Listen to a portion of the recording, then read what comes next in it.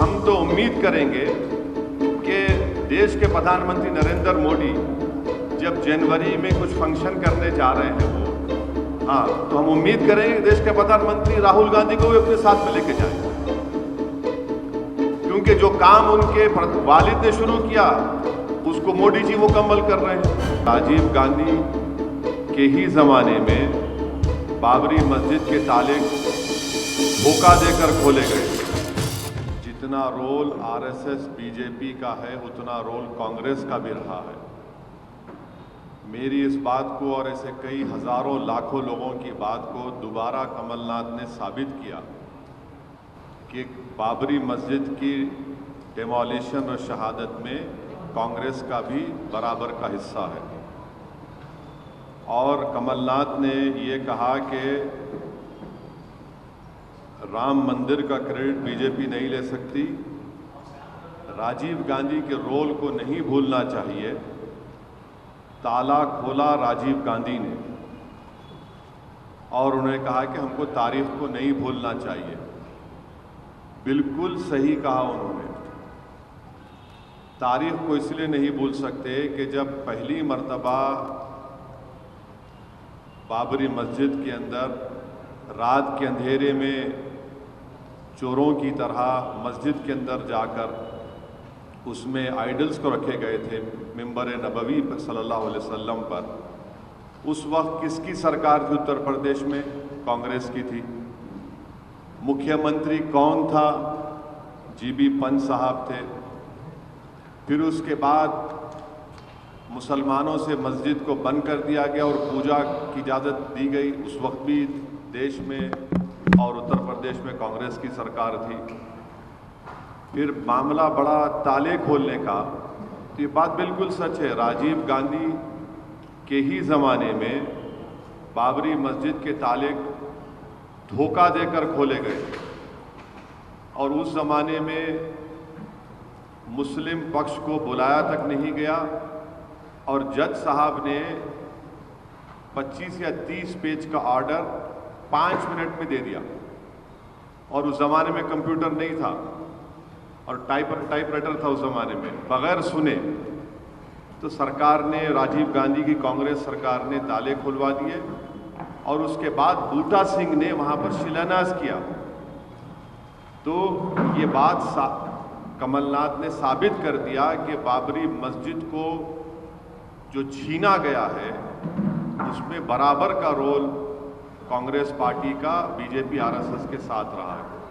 तो 48-49 से 6 दिसंबर 1992 तक बराबर कांग्रेस का रोल रहा इसमें, डेमोलिशन में और इसको काम करने में। 6 दिसंबर के दिन बीजेपी, विश्व हिंदू परिषद, आरएसएस ने सुप्रीम कोर्ट को ये वादा किया, गलत बोला, झूठ बोला कि वहाँ पर कुछ नहीं किया जाएगा बाबरी मस्जिद को। बाबरी मस्जिद को उसके बाद डेमोलिशन कर दिया गया। तो ये सच्चाई है और इसमें बराबर कांग्रेस का और बीजेपी आरएसएस का रोल रहा है।